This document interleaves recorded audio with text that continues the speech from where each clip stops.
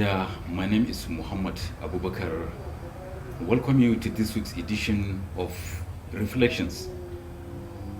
In case you have forgotten, in the program, we try to reflect on the lives of those prominent and outstanding Nigerians that have made the country proud in their children respective endeavors. This week, the program is privileged to have as guest a high chief in Ekiti Traditional Council of Chiefs, to be precise, High Chief Alex Ajayi, the Odoba of Ado Ekiti. It might interest you to know that Chief Alex Ajayi is the first graduate from Ado Ekiti. When I say graduate, I'm sure you know what I mean. He is a one-time campaign director of the revered Chief Obafemi Awolowo of blessed memory. It might also interest you to know that he is a former registrar, West African Examinations Council, that is WAEC. He was made a principal at the age of 26 in one of the famous secondary schools that is in the present days Oyo State.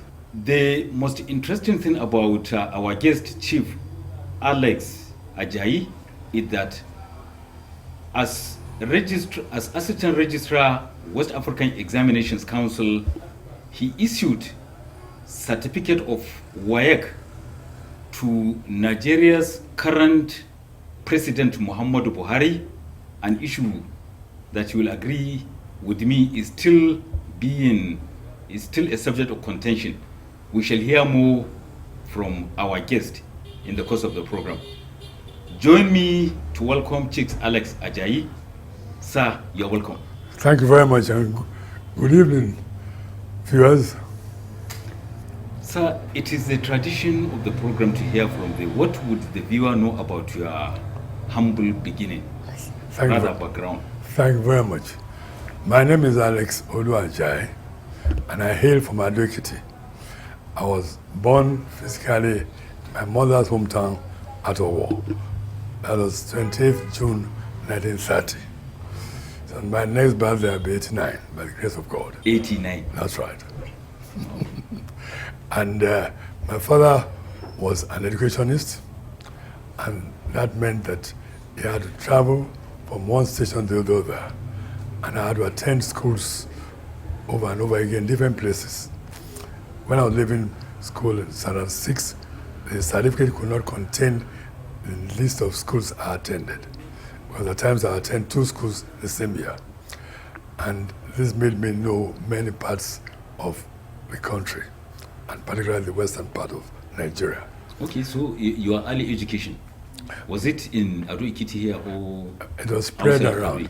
It was partly in Ekiti, partly in Owo, partly in Ondo. Owo is in Ondo State. And then partly in Abeokuta, as Ogun State. Ode was a pioneer student for the first set of Standard 5 and Standard 6 students, 1942-43. So that was how my earliest beginnings Standard 2. You mean, so what is the equivalent of Standard 2 in the contemporary? Standard 2 is going to be like Primary 3. Okay.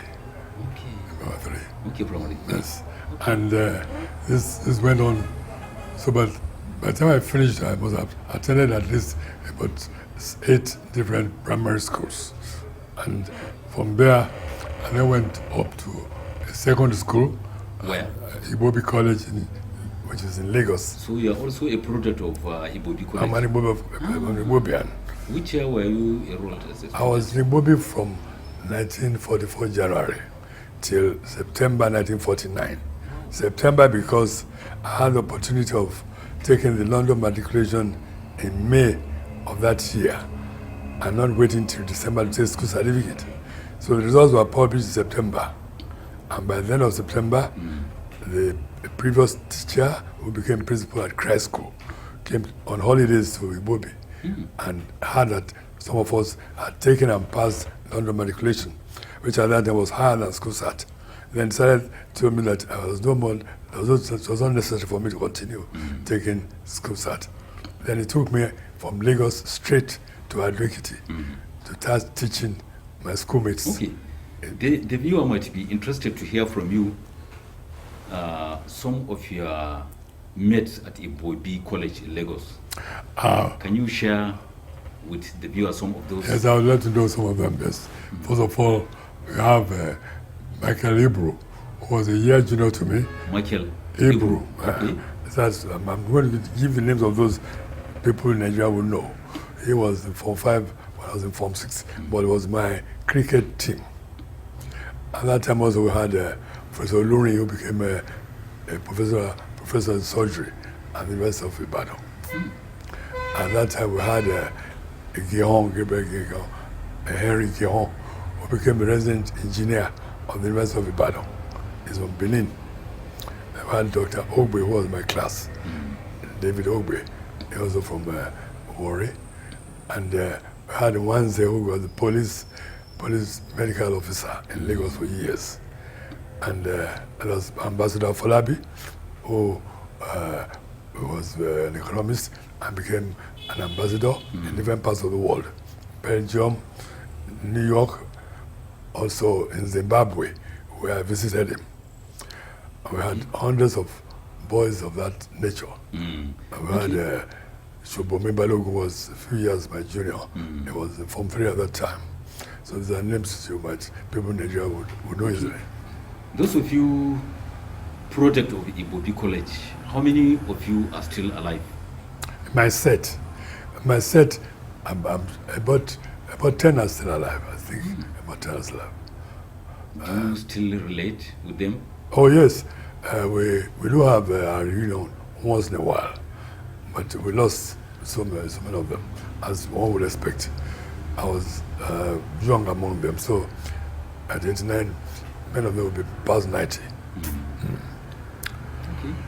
So how was what was the nature of the school's curriculum, the Igbobi College? Oh, Igbobi College was a very elevated school. It was based on public schools in England. In actual fact, when the school was founded in 1932, the principal of the school, Reverend Angus, was the only principal in West Africa who was a member of what we call the Headmasters' Conference in England.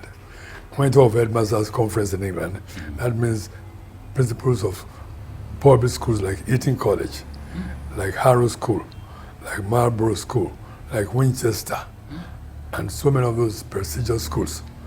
We kept the same curriculum with them and related with them a lot.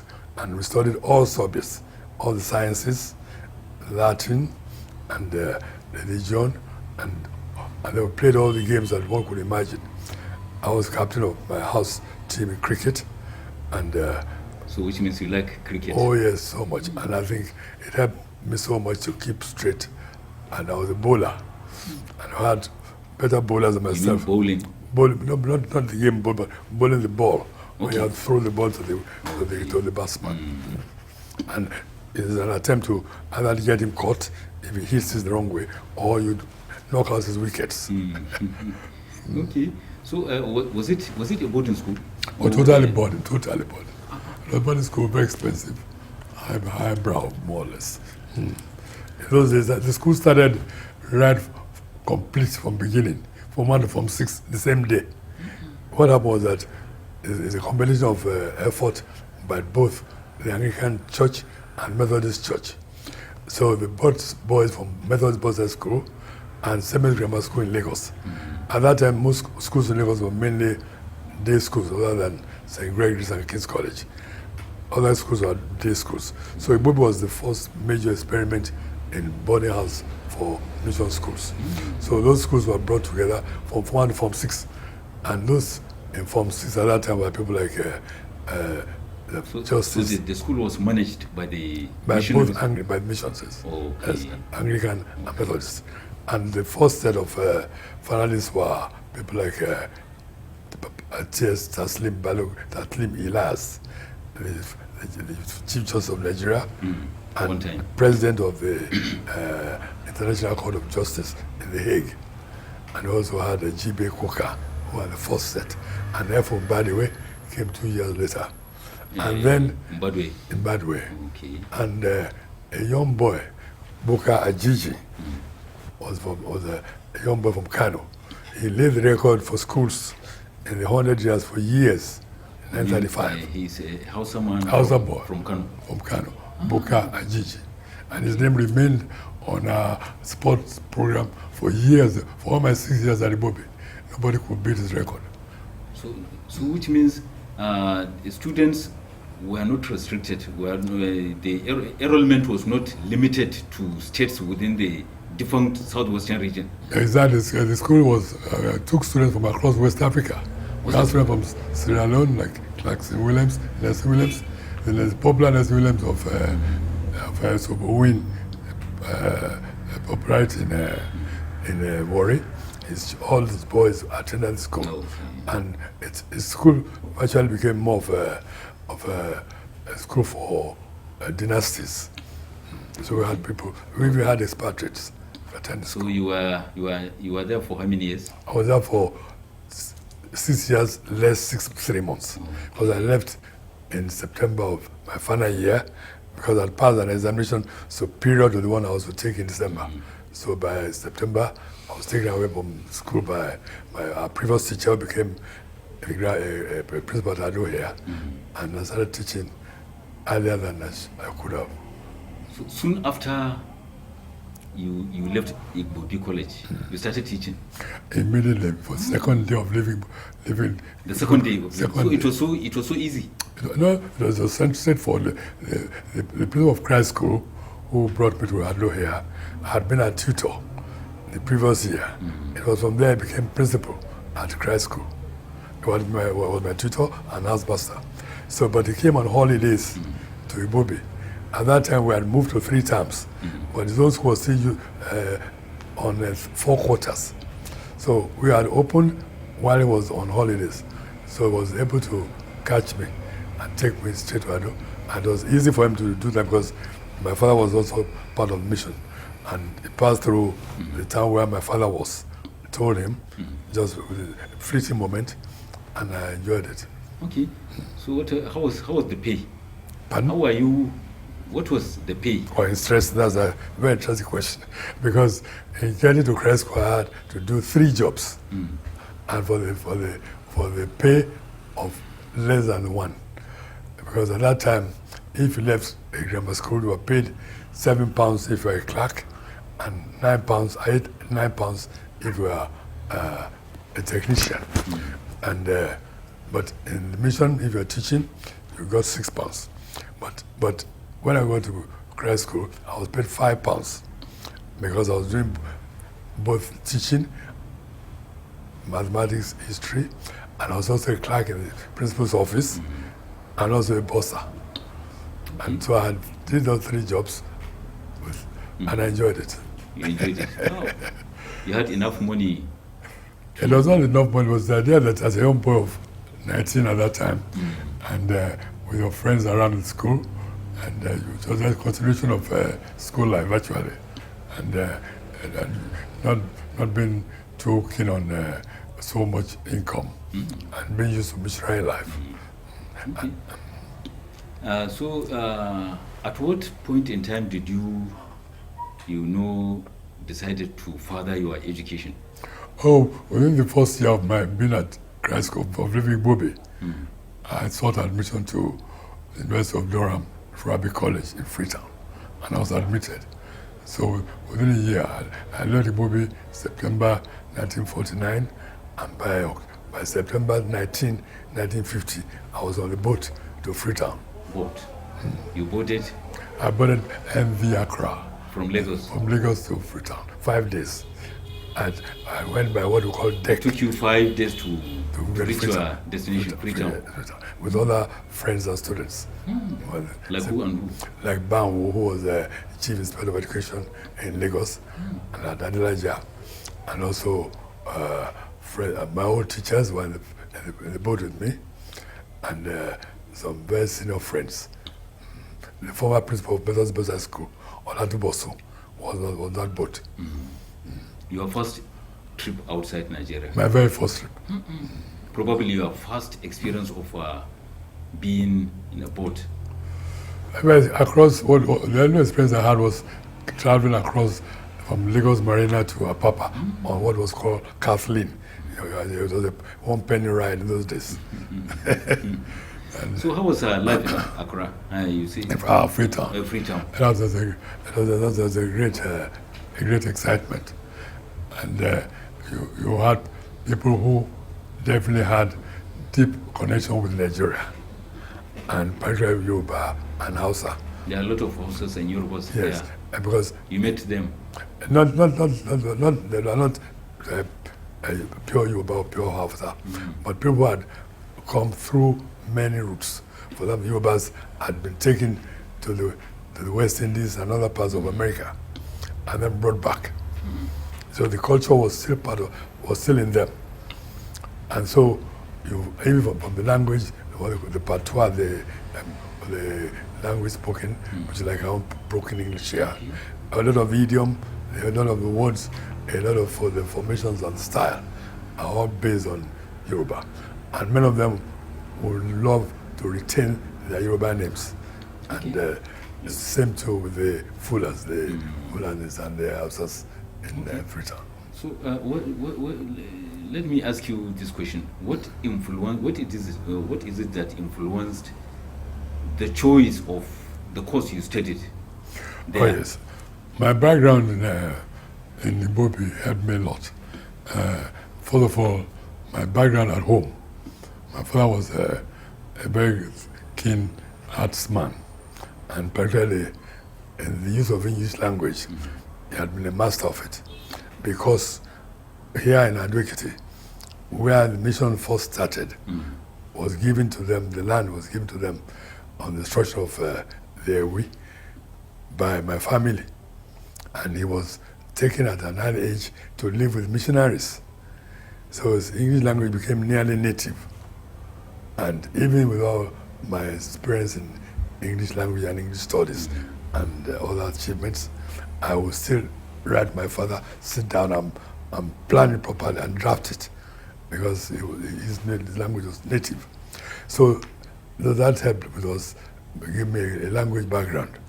And Latin was easy because I'd already studied it at Ibobi. Okay, so you read, what did you I read English and English language and classics, Latin. And fortunately in school, I did my best. I had the best of teachers. For example, the popular Professor S. Paula was my teacher for 3 years. He was 3 times my teacher. My father made him my guardian, was my English teacher, and also was my house master. And he was a great master in English. So you were there for how many years? 3 years. Okay, 3 years. Because it meant very hard work. I skipped the preliminary year. Students were allowed to take a preliminary year to make it a 4-year course. But having passed matric, and I spent the year in between reading more, and I had to work very, very hard. For my second time at Furabi College, I only had 3 hours sleep. And I would chew cola nut in the evening and 5 cups of coffee at 8 o'clock. So that? Every day for 3 months. So that you will not sleep? So I could read.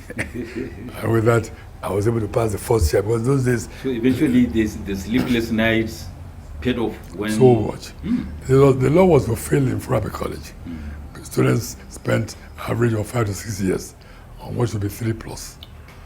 It was inevitable, because there was no background experience and teachers around. Okay. When you finished the university in Sierra Leone, did you remain there or you came back to Nigeria? Well, my second year at the university, by that time, by 1951, 52, the Western Region had started a scholarship scheme under Chief Alawolowo. And when I applied for a scholarship, and I was given a scholarship to finish my degree and to do the postgraduate all together at the same time, which was quite happy, most unusual. But I think the tutors were happy with me. How much were you being paid as a scholarship stipend? Scholarship, well, at that time, it was about £190. 190 for the whole year. And in England, they were paid £31 a month, and the government paid the school fees. But £31 was meant for your maintenance.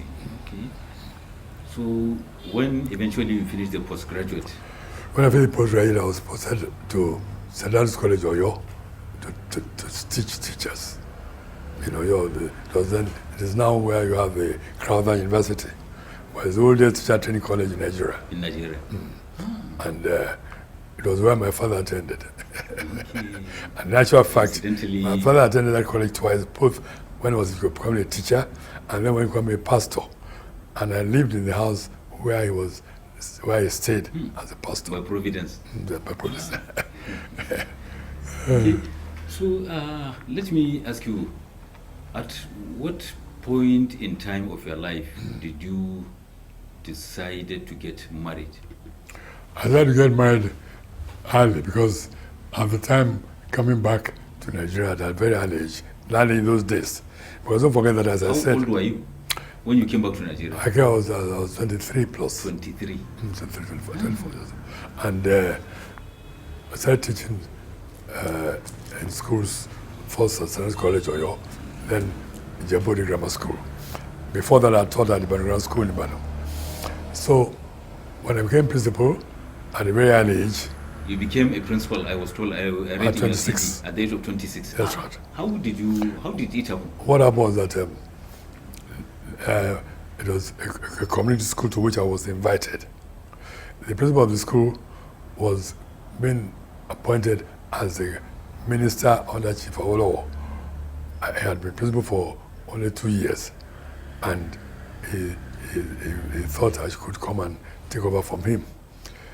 Before then, he had hinted it, but I laughed it off. You thought you were joking? I not because the school is called Fidelity Grammar School.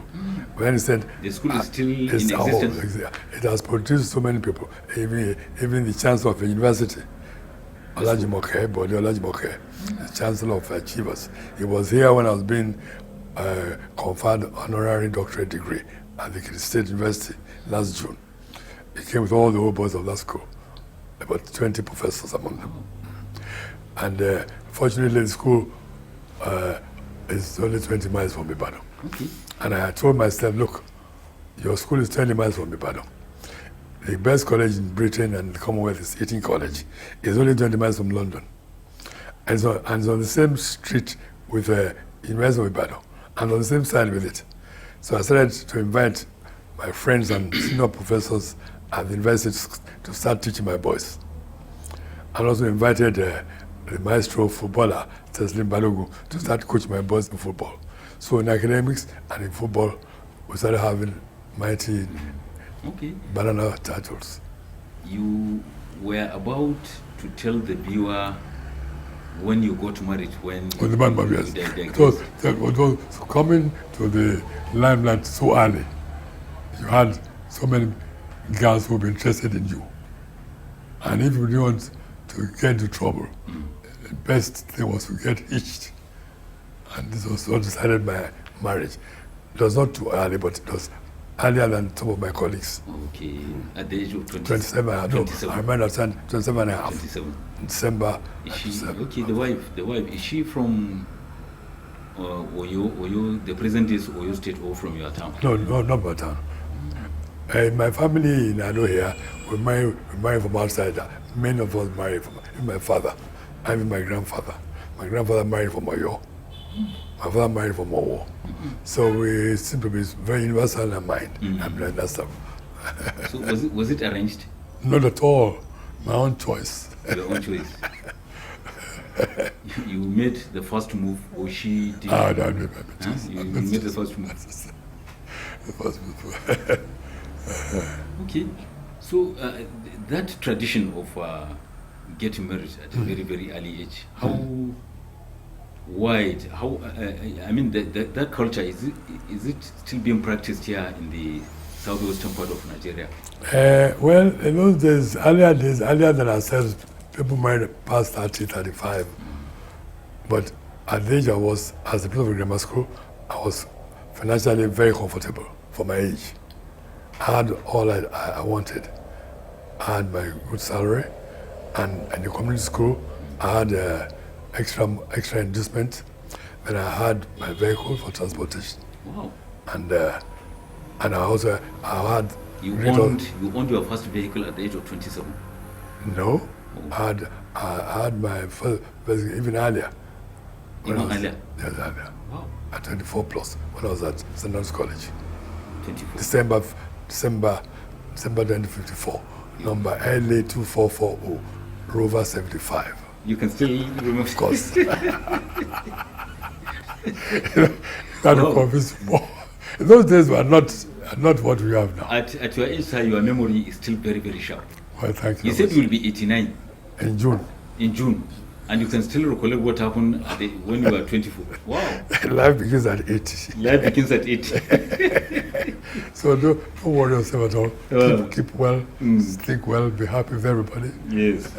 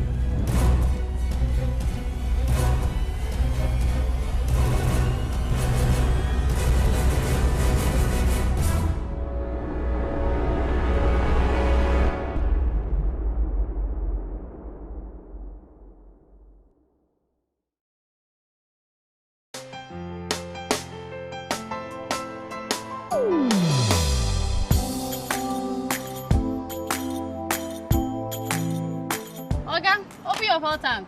Hold on, please. Let me calm down. Good evening, sir. Evening. Hope you've rubbed off your meter. Oh, Oga, we no longer tamper with our fuel dispense meter because it is cheating and corruption. I will always sell fuel to all customers at the correct amount because change begins with me. Nice one. Yes, sir. How much, Oga? Fill up.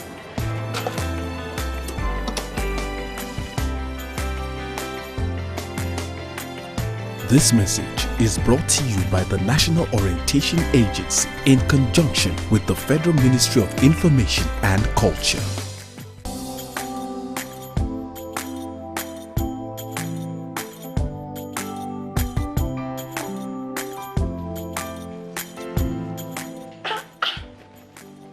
Why don't you people sell imported materials here? As beautiful as the shop is.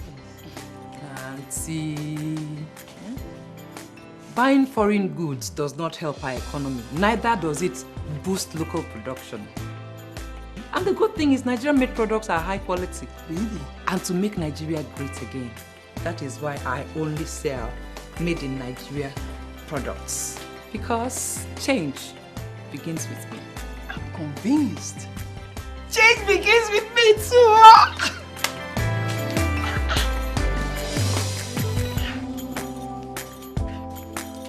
Change begins with me.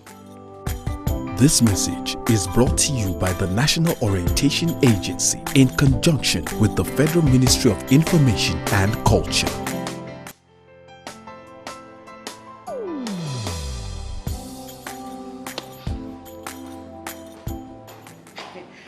Chief, good morning, sir. You are here already? No, now my spirit day, my body day for house. What kind of question is that? Were you not the one that fixed this meeting for 8 a.m.? You are now coming by 10 a.m. and start asking me jab questions. But Chief, now, I'm sorry. Don't you also go late for meetings sometimes? You know now, African time. No more African time. And no more pancaking of face during office hours. At the end of the day, we will lose valuable time. We will not make progress. If we want to move this nation forward, we must treat business as business and respect time. Change begins with me.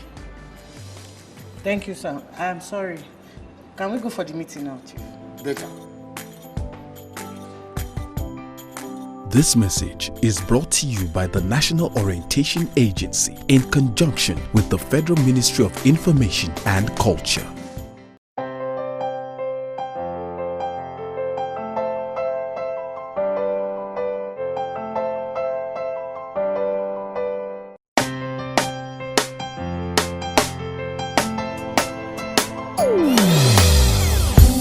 Hear the call of change.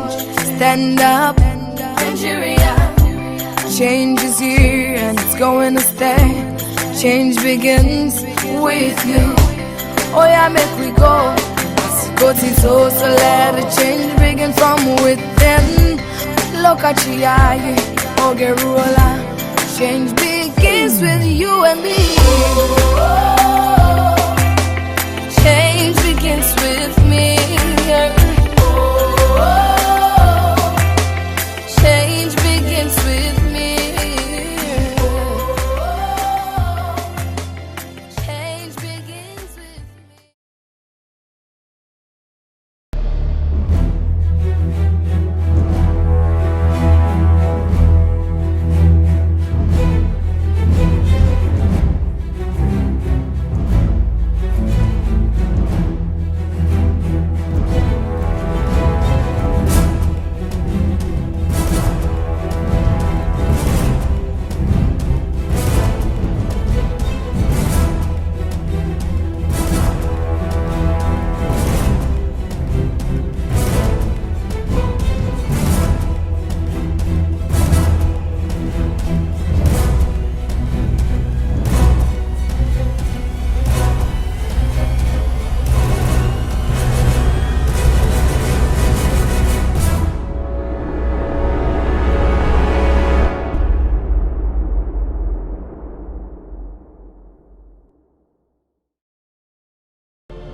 These days, people get their news and information from more media sources than ever before.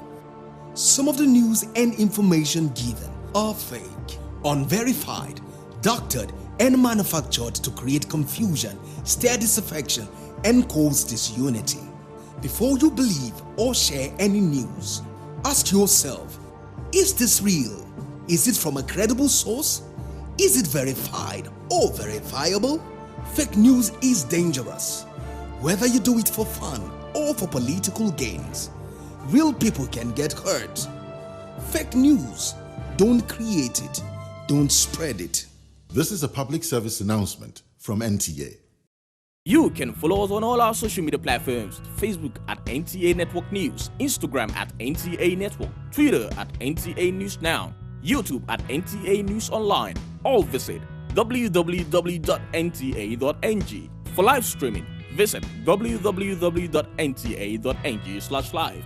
Now, you can stay updated on the go, be it on your TV, iPhone, laptop, or iPad, or download the NTA mobile application from your Play Store or App Store. NTA, you can beat the rich. Well, viewer, if you are just joining us, the program is Reflections, and our guest is the Odoba of Ado Ekiti, Chief Doctor. High Chief Dr. Alex Olu Ajayi. Olu Ajayi. Sir, before the break, I wanted to ask you about your relationship with Chief Obafemi Awolowo of blessed memory.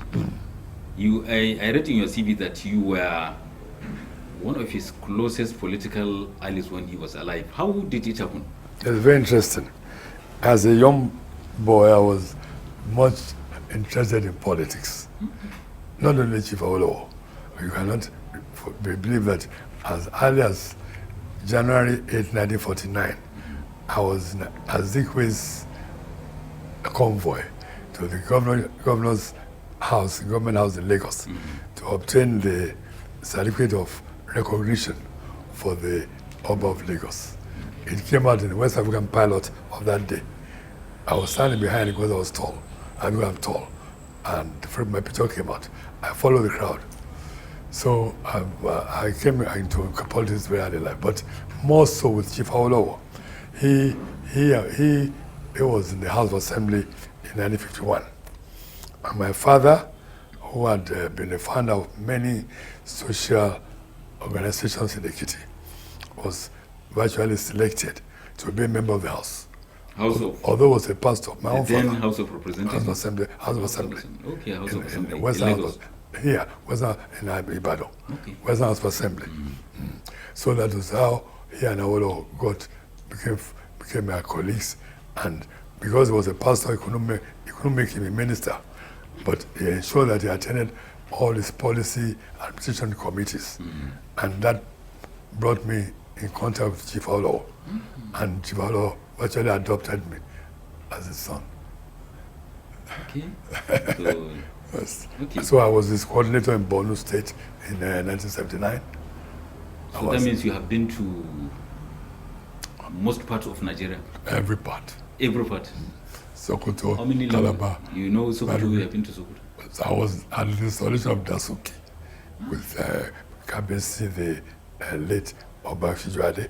Sijuade. We were at the installation in the Kangiwa Stadium. We stayed at Kingia Hotel. You stayed there? And at my degree, we here was the first chancellor of the university. And I was with him, I went with him for the familiarization and for installation. I wrote the first speech of the chancellor of the University of Maiduguri in December 1979. Goni was then the governor. He had just he handed over to Idi Agbo. Idi Agbo received us in March when we went for familiarization. Then by October 79, the country had moved to civilian rule. So when we had the installation in December, Goni was there. Before we started this program, I heard you speaking in Hausa. How fluent are you in Hausa? I'm not too fluent in Hausa, but I make sure that anybody who comes to me, be a driver, a steward, anybody from another race in Nigeria, I'll tell him to teach me a few of the important words and phrases in his language. So can you communicate with Hausa? I cannot communicate more. I mean, I can salute, I can joke, I can like what? Try a bit. I want you to speak the language for me so that I can rate your. Well, I can quote a few proverbs. Turuba huku, dawambako.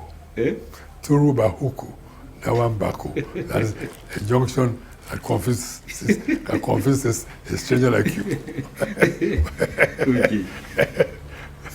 How did you find yourself working with West African Examinations Council? Oh, that's interesting. Interestingly, a lot of the jobs I have done in my life have always by invitation. When I was at St. College, coming straight from England, there was the first time where WIC was going to set up a qualifying test to weed out candidates who were trying to take GC. A lot of illiterates will come and end up with GC without being able to write anything worthwhile. So the qualifying test was introduced. So WIC then asked the principals of some schools to recommend examiners to them. That was how I was recommended to WIC as an examiner in English for the qualifying test in 1994. So it marked the beginning of your journey? My journey. So by 1995, I was become an exams officer, but the Anglican Church refused my leaving St. Andrews to go to WIC. Even I'd had a send-off party arranged by the staff, arranged by the students, but the principal of the school, they went to my father and got my father to deflate my program. But 4 or 5 years later, in 19 1959. And then when I had become a principal of grammar school, then I was appointed into WAEC as assistant registrar. I was the first Nigerian substantive assistant registrar one. Okay. And I was put in the school certificate department, which I headed. You were in charge of school certificate examination. School certificates of the then West African Examination Council. Exactly. Okay. And at that time, in those early years, Cambridge University used to conduct the examinations, used to send the question papers and send them to us in WAEC, and they will administer the exams on candidates. And when the results were published, we send the scripts to them, they will mark, send the results to us, and then we'll dispatch to schools across Nigeria. Okay. But in between, my major job in WAEC at that time was to take over this school side from Cambridge University. So for nearly 10 years, we were taking the subjects one by one, two by two, but there were about 91 papers. English language one. You were directly in charge of issuing out certificates to... I was in charge of so many aspects of school certificate. Okay. Setting the question papers, printing the papers, and then administering the papers on candidates. Then the results were out, when papers were marked and results approved. Before middle of the 60s, Cambridge was doing most of the job. From about 64, when we took over the English language, we started to publish results ourselves, print out results ourselves. Okay. Okay. So before those years, when the results came from Cambridge, we passed to them and sent them to schools. It was a school examination. It was not the candidates examination like GC. Okay. GC, you had communication direct with the students, but school certificate only with the schools. So when the results came in batches of schools, they would send school. So, sir, how true is it that as Associate Registrar of West African Examinations Council in 1961, yes, you issued out so many certificates, including that of the current Nigeria's President, Muhammadu Buhari? Because the certificate was sent to us from Cambridge.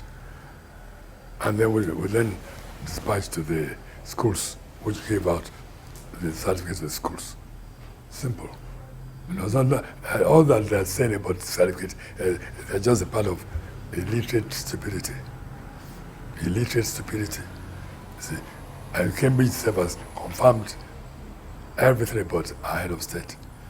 So as the WAEC from the headquarters in Accra, the registrar came to Nigeria. But as I can imagine, you always have all types of evil doers and evil speakers, and people who do not wish anybody well, and just want to gloat on the absurdity. So I think our head of state should take his mind from it. I remember when he became head of state 1983, 84. I sent him a copy of my poem, him and Idiabo, which I had sent to Murtala before him. A poem called Ode to Truth. It's my book of collected poems. And I sent this to important people across the world. So that he should, and I know he's the man of total equanimity. He doesn't allow anything to disturb his mind. I was going through one of the pages of the national dailies, and I read a story where that certificate is still a subject of contention. As I told you, it is not everybody that likes you. Till eternity, people will still cast aspersions on what is even sacred. You see, unfortunately, as a Christian, this is the Passion Week, and you know what people did to our Lord Jesus. So, and as the head of state, he's hard on everybody. So everybody throws either good things at him or bad things. Yes. He should just bear it as a man. Okay, you are the Odoba of Ado Ekiti. Odoba of Ado Ekiti, yes. Odoba of Ado Ekiti. Yes. How did it happen? Well, Odoba is the Yoruba word which which has the pronunciation that has changed with time. It should be Odoba. In the olden days where we migrated to Adwekiti from Oge in Akoko, that's the Ondo State, on our route from Benin. There were 3 princes who rotated the kingship among themselves. They took turns. The head was the Owagi, then the Odoba, then the Ojomu. When Owagi died, Odoba moved to Owagi. In Yoruba, Odoba means the man who becomes king. The king to be Odoba, who becomes king. Oba means king. Odo means who becomes. Then when Odoba moves to the position of the king, then Ojomu moves to the point of Odoba, and his first son of Owagi becomes Ojomu. So when our own turn came, there was some hesitation in appointing our own Odoba to be king, and all rituals had been performed. So in his annoyance and pride, he migrated from Oge to Adwekiti, and when he came here, was given a very high chief in Ado, chieftains in Ado here. But he said he wanted to retain his old, ancient, dynastic name, Odoba. But at the name, the new chieftains will give to his first son, which we graciously obliged. And so that's why we came here about 300 years ago to Adwekiti, and we were fully established. Unfortunately, we had the opportunity of being in good relationship with the king, who gave us enough land from which we gave the mission the first place of a school and a church. This is where the first school started. The first, even Christ School, the first grammar school. Even the university started in this my house where you are interviewing me. I gave this house to the university. The first university. The first university in Adwekiti. University of Adwekiti. I gave it to the university used free of charge for 10 years. And they have recently just conferred an honorary doctorate degree on me. Okay. So talking about Nigeria, yes. There is no denying the fact that Nigeria is presently challenged by so many, problems. Are you hopeful that things will get better for the country? I have very great faith, eternal faith, unshaken faith, and unshakable faith in Nigeria. USA remains the greatest country in the world. So Nigeria will remain the greatest country in Africa. And we also had so many problems, and we still have in America up to now. You cannot stand too near a policeman because it's a target for criminals. In England, you could stay with a policeman as an officer of peace. But all this is a matter of evolution. And that's why I've decided to stay. I've been at Ado now non-stop for nearly 12 years. I could live all my days anywhere in the world. In Lagos, in Freetown, in London, in Morocco, anywhere. But I believe that the humanity is sublime. And here in Nigeria, all this problem of bandits, Boko Haram, on which I wrote recently, cannot change us. We are so interlinked. In an article I wrote, which I called the Indestructible Cultural Links of a Nigerian Federation. Take the people in Kanuri and people in Yoruba. They speak virtually the same old language. Kanuri? Yes, right. And Yoruba? Yes. Take their tribal marks. Take when the Shehu moves, they will say Gara, Gara. Here in Yoruba, we say Rora, Rora, isn't it? They will lead their guests rather than follow them to counter any difficulty or danger. And the women are quite emancipated. Take even the Yorubas and Igbos who are calling every hour. They speak the same language, only that the Igbo language is slightly more outlandish. Okay. Lastly, sir, what do you think it is a common belief that when it comes to politics, Yorubas are the most advanced in that direction. Why? How? I mean, why is it so? Oh, it's simple. Don't forget that the English people or the colonial power came to Nigeria through Lagos. And Lagos is a Yoruba entrepot. And you had the early pioneers like Macaulay, like Alakija, like Davis, like Zaki, and Ezekiel, all in Lagos. And that was a hot spot for Lagos. And even infected some of us at school. Because we used to stay away from school to go and attend lectures of people like Bono Jike, like one for Rizu, like Badway, and all the great slogans. And so that was why the people in the West got into politics very early. And they were allowed to hold elections in the 20s, and just at Calabar. So that's why they're very much advanced. So thank you very much for finding time to be with us. Viewer, that is the size of the program this week. On behalf of the guest himself, Chief Alex Olu Ajayi, and I remain yours, Muhammad Abubakar, saying, make it a day with us, same time next week for another episode. Thank you.